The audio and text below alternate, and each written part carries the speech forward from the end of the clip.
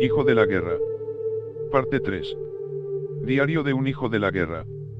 Diciembre, 2008. Conducíamos varias camionetas blindadas sobre una carretera secundaria, a muy pocos kilómetros de la frontera con Guatemala. Nos emboscaron y nos sometieron porque nuestros atacantes nos superaban en número. El azar salvó mi vida mientras que eliminaron al resto de los integrantes de mi estaca dentro de una casucha construida con madera costera. Entre dos hombres me hicieron subir sobre una mesa y ordenaron que me retirara las botas militares y los calcetines. Sin que negociara un carajo, un sujeto con cara de gringo me extrajo la uña del dedo gordo del pie izquierdo con una pinza de electricista, luego arrojó vinagre sobre ese bulto desnudo. Bien sabía yo que esa madre sirve para apurar la cicatrización de las heridas. Grité tan fuerte que me dolieron los oídos.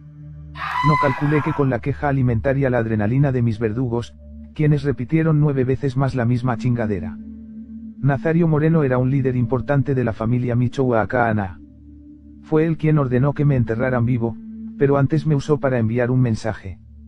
Esa raza encontraseis mi teléfono celular y me obligaron a proporcionar el código para desbloquearlo. En la lista de contactos hallaron los datos de Omar Treviño, el 42, y esto confirmó que yo estaba bajo las órdenes de Heriberto Lazcano, el líder principal de los Zetas. Antes de marcar desde ese teléfono, Nazario Moreno ordenó que trajeran una batería y cables para pasar corriente. El tipo gigante y güero exigió que me retirara los pantalones y la ropa interior. Mis nalgas sintieron la madera astillada de la mesa. Mientras me colocaban una pinza sobre los testículos, otra atrapó la cabeza de mi pene. El extremo opuesto de los cables permaneció suelto. Para que los hicieran funcionar, faltaba todavía que Lazcano se reportara con Moreno. Por fin se comunicó. Soy Nazario Moreno y tengo un mensaje para ustedes. Ordeno que conectaran las pinzas libres a la batería de 12 celdas, colocadas sobre el suelo. A ver si ya aprenden, pinches culeros, a no meterse con nosotros. Chiapas no es lugar para que tu gente venga de visita, lárguense y no vuelvan. Aquella conversación habrá durado unos 10 minutos porque Heriberto Lazcano intentó ganar tiempo, pidió pactar, ofreció dinero y propuso intercambio de prisioneros. Nazario respondió resoplando con fuerza. El segundo choque eléctrico provocó que mi vejiga se vaciara, y el tercero tuvo el mismo efecto en mis intestinos. Con el cuarto perdí la conciencia y no desperté hasta que ya estaba dentro de un ataúd improvisado, 3 metros bajo tierra, nadando en una mezcla de desperdicios, mierda, orines y mi propio sudor. Tepito. Junio, 2015.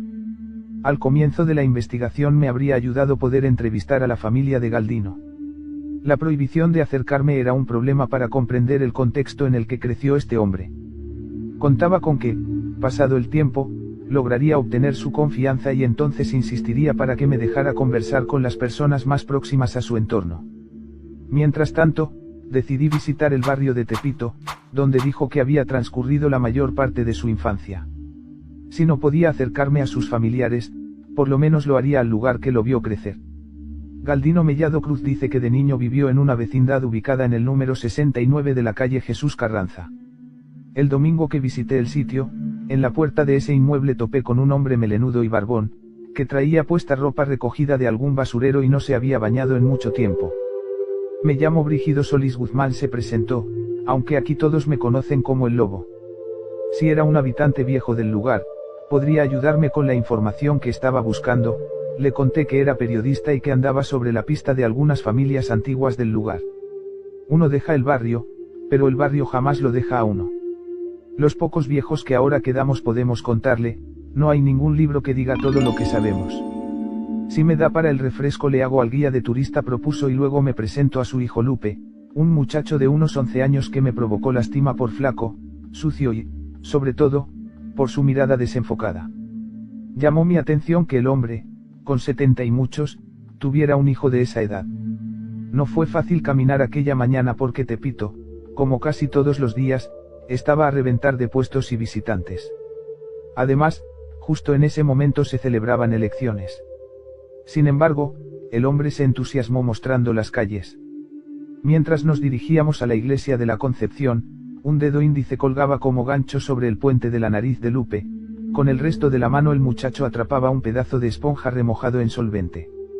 El Lobo me mostró las casas más antiguas, que todavía eran de adobe, los puestos donde se venden juguetes sexuales, los tenderetes de películas piratas que se ofrecen solo al mayoreo, los billares, las cantinas y otra vecindad, en el número 33 de Jesús Carranza, un lugar conocido como La Fortaleza.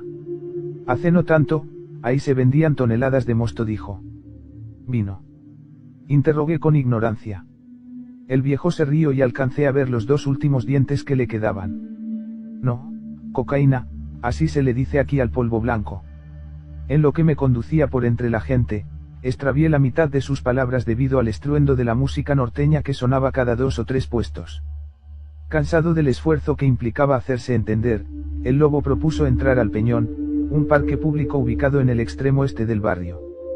Ahí dentro se había instalado una casilla para votar, era media mañana y una fila de unas 30 personas aguardaba con paciencia su turno. De chamaco pertenecía a la banda del Pañal y después a la de los Doberman, confesó orgulloso. Hace unos años hubo una película sobre nosotros, éramos una bola de chamacos de 15 o 16 años, mi hermano Raúl entrenaba a los perros que usábamos para asaltar. A los clientes les quitábamos todo, hasta los zapatos. Cuando crecimos, nos volvimos grandes delincuentes. Llegamos a ser ricos, pero al final nos quedamos sin nada. Desperdiciamos la oportunidad. Ocupamos una banca en el Peñón, y mientras la narración intentaba continuar su curso, vino el cuidador del parque para amonestar al lobo. Aquí adentro el niño no puede estar haciendo eso, dijo. El padre no se ofendió. Parecía acostumbrado a enfrentar reclamos parecidos, porque su hijo inhala solvente todo el día. Explicó que no dañaba a nadie consumiendo mona. Poseedor de una ternura que desentonaba con su facha de hombretón mayor y greñudo, el lobo intentó explicar a su hijo que en ese sitio estaba prohibido drogarse. Siquiera esconde la mano para que el señor no te vea, ordenó mientras el cuidador regresaba sobre sus pasos. Pero Lupe no retiró la mano de su nariz, parecía incapaz de comprender esa instrucción elemental. El lobo se debatió entre partir del parque o insistir a su hijo que ocultara la mano donde atesoraba su droga barata. Fue el muchacho quien resolvió el dilema yéndose a refugiar detrás de los juegos infantiles. ¿Por qué se lo permite? Me atreví a intervenir. Le gusta, respondió en tono conciliador. No se trata de un juguete. Vinimos aquí para hablar de Tepito, ¿no? Pues sí, pero esa cosa mata. Está usted hablando con un muerto. Guardé silencio. Aquí la mona ayuda a los niños a pasar el tiempo, dijo para zanjar el tema. Amordazado por la resignación, le entregué una fotografía ampliada de Galdino Mellado Cruz. Era aquella de la cartilla militar, cuando el fundador de los Zetas rondaría los 17 años, una distinta a la que analizó la antropóloga Ferrara. Mi interlocutor reaccionó con convicción. Este es el nieto de la jitomata, de Leonor Mayén. ¿Está seguro? Claro que sí. Ese muchacho creció aquí, fue amigo de mi hijo Felipe, el mayor. Se juntaba con la banda de los morelianos. El papá se llamaba José Luis Marino Hernández, mejor conocido como el Marino. Fue el segundo en la banda de Alfredo Ríos Galeana, el gran asaltabancos, recuerda. No podía ser coincidencia que el nombre de José Luis Ríos Galeana también apareciera en el legajo judicial, José Luis, como el padre, y Ríos Galeana, como aquel criminal muy famoso en los años 80. El Marino murió, añadió el lobo, durante un atraco en Iztapalapa. Tomé nota mental porque según el interno de Chiconautla, su padre seguía con vida, preferí dejar que la conversación continuara corriendo. ¿Cree que ese muchacho haya usado otros nombres? Aquí todos cambiamos de nombres y andamos en problemas, y ese calavera tuvo que huir, como a los 15 años, después de que le disparó al pastor de un templo que está en la calle de Argentina. ¿Qué templo? El Divino Salvador, detrás de la secretaria de Educación. Los electores dejaron la casilla y antes de abandonar el Peñón se detuvieron frente al hombre que minutos antes había regañado al lobo. El encargado del parque tomó con el teléfono una fotografía a cada uno mientras mostraban su credencial para votar. Don Brígido me explicó que, a cambio de esa imagen, las personas recibirían dinero y una despensa por haber sufragado esa mañana. Así es en días de elección, te dan buenas cosas si apoyas al bando indicado y cada vez la despensa viene más grande, latas de fruta, frijol, arroz, papel higiénico, dulces. El problema conmigo es que perdí mi identificación y sin ella no puedo tomarme la foto. Presioné al lobo para que volviera al tema y accedió. Luego supimos que ese hijo de la chingada del pastor se pasaba con los muchachitos, le gustaban los menores, y por aquel tiempo corrió el rumor de que les pagaba para que lo dejaran hacer sus cochinadas. Lupe seguía aferrado a la mona, así que el cuidador del parque regresó con nosotros y exigió que lo sacáramos inmediatamente del peñón. Los ciudadanos estamos cumpliendo con nuestra responsabilidad cívica y este niño es un mal ejemplo, aseguro. El lobo hundió la cabeza greñuda entre los hombros y le gritó a Lupe para que se acercara de nuevo. Como quien domestica a un perro faldero, le dio una palmada en la espalda y lo apuró para que caminara hacia la salida. Nos despedimos con prisa. Sentí pena al ver esos zapatos desgastados por la miseria, los del padre y también los del hijo. El Divino Salvador. Junio, 1988. Una tarde andábamos la bolita de amigos por la calle de Argentina, que es la continuación de Jesús Carranza. Tenía yo entonces unos 15 años, éramos unos chamacos que nos creíamos muy acá. Yo estaba recargado contra una pared cuando de pronto veo a un perrito, de esos pachoncitos, que venía jalando al pastor del Divino Salvador. El hombre no me reconoció cuando me le quedé viendo. Los otros compañeros se pusieron a decir cosas jodidas sobre él. Ahí va ese hijo de su pinche madre, rezongó uno. Puto, qué ganas me dan de matarte, dijo otro. Pregunté solo por curiosidad. Pues ¿qué tienen contra él? Y el primero me respondió. Ese puto se pasó de verga conmigo, cuando era chamaco me agarró y chale, merecería lo peor. Yo le pregunté. ¿Cómo lo quieres matar? Los demás reaccionaron. No inventes, estás diciendo puras pendejadas, no lo vamos a matar. Si hallamos unas piedras, se las aventamos, propuso el más acelerado. No teníamos edad para hablar así, pero yo sabía dónde estaban las armas de mi papá. El marquí se había quedado estacionado frente a la vecindad, metí un alambre y lo abrí sin problema. Busqué abajo del tablero y ahí encontré escondida la Bulldog 38 especial. Nadie dudó de que yo me encargaría de la misión. Fuimos tras el pastorcito que ya no estaba en la calle, así que lo buscamos en el templo. Recordaba una puerta de madera, pero la habían cambiado por otra de fierro pintado. Tocamos el timbre y el señor salió preguntando qué buscábamos. Tenía enfrente a unos 8 chamacos y no pareció reconocer a ninguno. Le pregunté. ¿Se acuerda de mí? No. ¿Quién eres? Irá, una vez me pasaste para que te ayudara a detener tu escalera. Se quedó pensando y eso me calentó la sangre. Entonces saqué el arma, se la puse cerca y pum pum, empecé a jalar. Le di 4 detonaciones en el pecho. Los demás echaron a correr. Yo, en cambio, esperé a ver cómo caía, agarró el zaguán y se escurrió hacia el piso. Lo miré a los ojos, y como reflejo de lo que había visto hacer a mi padre, me metí la pistola entre la espalda y el pantalón. Luego caminé, no corrí, me fui, pero iba volteando hacia el templo. Cuando entré a mi casa empezaron a llegar las patrullas. Me quité la playera. Era la inercia, así también le hacía mi papá cuando venía de un jale, escondía los fierros y se cambiaba de camisa. Fue la primera vez que maté a una persona. Marino llegó pocos minutos después a la casa acompañado por la policía, 2 señores, uno viejo y el otro joven, estaban ahí para detenerme. Nos sentamos los 4 en los sillones de la sala mientras afuera seguían parpadeando las luces azules y rojas. En apariencia yo estaba tranquilo, pero dentro me sentía como una coladera en tarde de lluvia. Fue mi padre quien hizo las preguntas. Sé un hombre y dime por qué lo mataste. Debí contestarle que justo por esa razón disparé contra el pastor, para poder ser un hombre.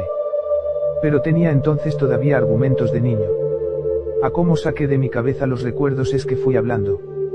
Primero conté de los frijoles de caramelo, el hombre ese regalaba dulces a los niños, mismos que a mí nunca me tocaban.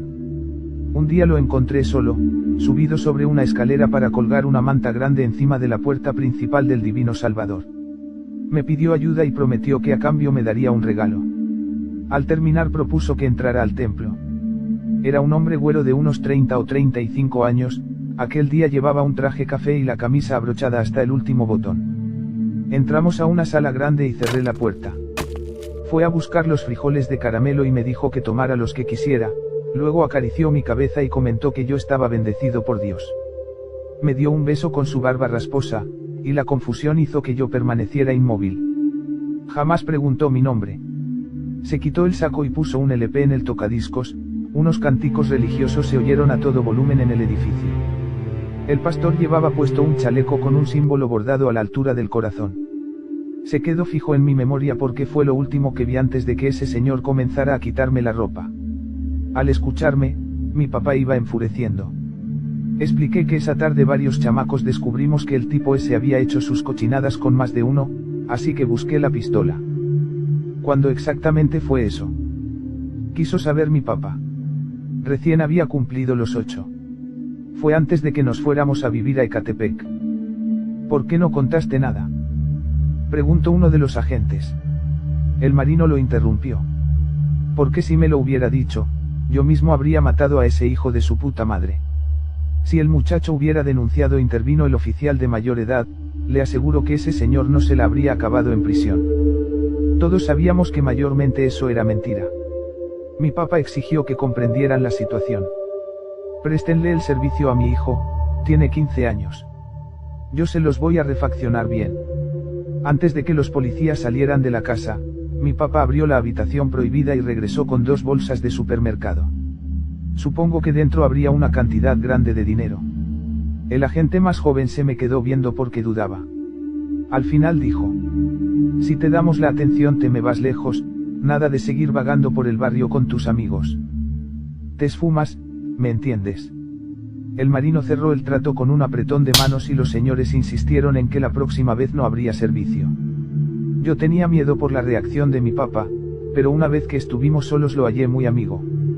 Cuando ya no había nadie en la calle subimos al marquí y el marino volvió a guardar la pistola en la parte baja del tablero. Hey marino. Septiembre, 1982. No solo era encargado de una cantina, también se dedicaba a la venta de droga. Después incursionó en el secuestro y el robo a bancos. Cuando vivíamos en Tepito, vendía de todo. Por eso tuvo un problema y nos fuimos por un tiempo a vivir a Ecatepec. Cada vez que mi papá tenía asuntos con la ley, cambiaba de casa. Yo tenía 9 años cuando nos instalamos en la colonia Guadalupe Victoria. Está cerca de aquí, de Chiconautla.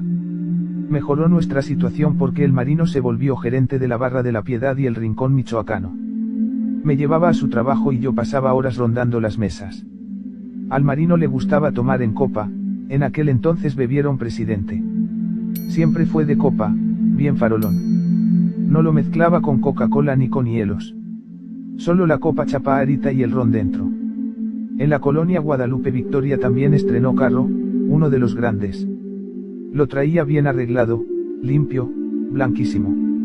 La cocaína no estaba entonces de moda, no entre la mayoría de la gente. Pero el marino y sus amigos eran privilegiados. No les faltaron nunca alcohol, drogas ni mujeres.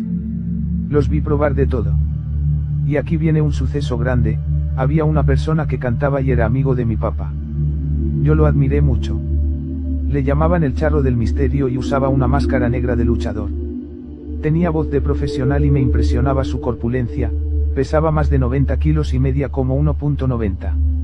Él me habló sobre la lealtad. Acostumbraba a presumir la amistad que tenía con el marino y con el resto de Jabanda. El Charro era la única persona que le decía cosas fuertes y él las aguantaba sin violentarse. Pues no estás solo, repetía mi papá, si alguien te hace daño cuentas conmigo y con estos amigos que tú ves acá. Ellos también son los tuyos.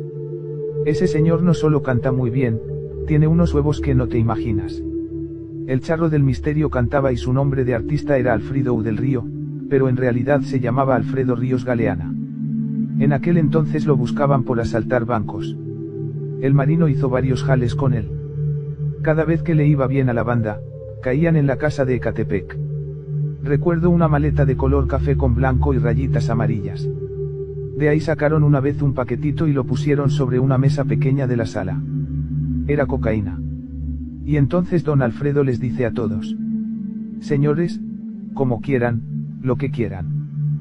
Pero yo no tenía permiso. Ah no, hijo, tú no, muchacho, esto no es bueno para ti. Mira cómo se ponen estos pendejos, comento y nos alejamos del ruido para poder hablar. Entre su tomadera me contó que de joven había sido militar y lo admiré más. Él fue quien me propuso que entrara al ejército, algo que 8 años después se volvió real. Ahí vas a hacer algo de tu vida. Yo te puedo dar recomendaciones, ya verás. Agarra y se quita un rosario y me lo regala. No traía crucifijo, en lugar del Cristo había una virgen y la virgen llevaba una perlita abrazada. Como que era única esa cosa. Me dice. Te lo regalo y que protesta mi papá. ¿Cómo se lo das a ese cabrón? Lo va a perder. Y es que era un rosario caro. Entonces don Alfredo responde. Donde tú se lo quites te rompo la madre. Entonces yo, por la forma como él se imponía, comencé a sentirme muy seguro, siempre que estaba presente ese señor, pues le hablaba muy acá a mi papá y él mejor se callaba. Durante las fiestas en mi casa le pedían que cantara y ponía sus pistas, me acuerdo de una que le gustaba, se llama Cataclismo. Mi papá la pedía. Guión bajo vuelve a cantar Cataclismo, otra vez Cataclismo. Y él le hacía. Guión bajo fue la visión de este delirio, todo un desastre de locura. Como si el mundo se estrellara, un cataclismo para los dos. Apuntes del periodista. Junio, 2015. Alfredo Ríos Galeana nació en 1951, en el estado de Guerrero. Es originario de Arenal de Álvarez, un pueblito de campesinos cerca del mar, por el rumbo de Zihuatanejo. Antes de terminar la primaria quedó huérfano de padre y su mamá lo llevó a vivir a la Ciudad de México. Entró joven al ejército y ahí resolvió la falta de estudios. A los 22 años se integró a la Brigada de Fusileros Paracaidistas, un cuerpo de élite cuyos elementos se cubrían la cabeza con una boina roja. En 1975 Ríos Galeana abandonó el ejército para volverse policía.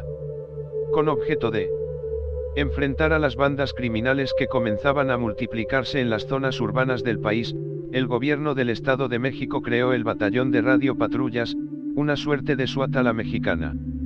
La idea era tener un cuerpo de seguridad con características militares que operara sin restricciones burocráticas en contra de la delincuencia y las guerrillas.